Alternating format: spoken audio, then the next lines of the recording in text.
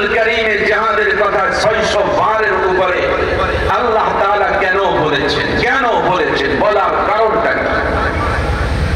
নবীজির উপর কুরআনুল কারীম 23 বছর নাযিল হয়েছে। 23 বছর নবীজির কাছে নবুয়ত ছিল। 23 বছর নবুয়ত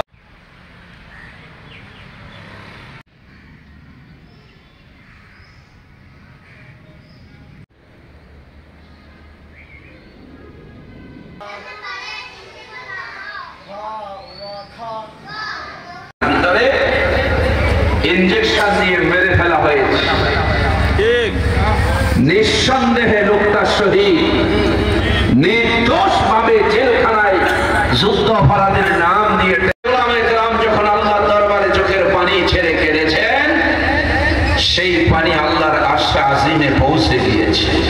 ঠিক না বেঠি? কার দরবারে পৌঁছেছে বলে?